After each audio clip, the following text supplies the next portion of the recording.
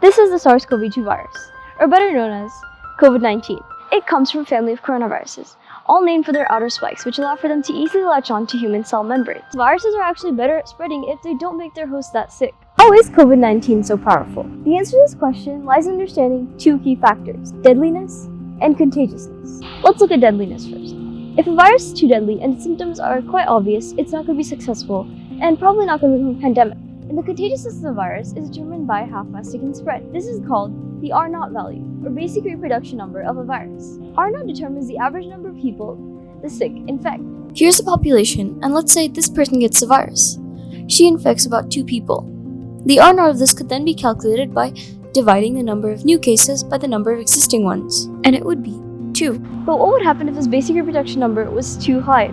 Studies have shown that viruses with greater R0 values are clearly correlated with faster progressions of the disease. So, for a disease to become pandemic like COVID-19, affecting hundreds of millions of people, it has to find the astonishing balance between deadly and contagiousness. You can think of a disease on those 2 scales, deadly and contagiousness. Here's Ebola. It's a highly deadly disease, but because it's so deadly, the sick are too weak to spread the virus. The opposite extreme here is measles. People get infected easily and quickly develop immunity. So where does COVID-19 stand? Experts say that COVID-19's R0 value ranges from about 2.5 to 5.7, and its deadliness from mild to deadly. This allows for the virus to be deadly enough to cause significant damage in a susceptible population, and contagious enough to infect several people easily, but not too high as to speed up the progression of the outbreak. So now that we know that it's dangerous, how can we fight back? The most reliable way to combat against any virus is through immunity. Immunity is when a population gets infected, some infected people die, but the survivors' immune systems learn to recognize the virus and know how to fight it off.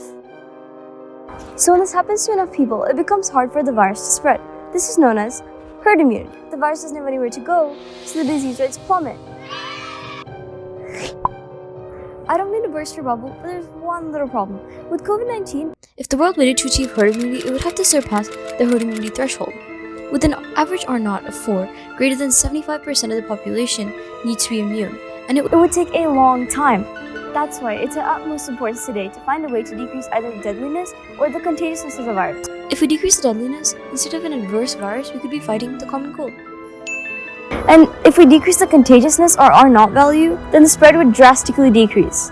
Such ideas will make it easier for homes and small businesses to hospitals and large businesses to contain the spread and fight back. The question here is not why, but how.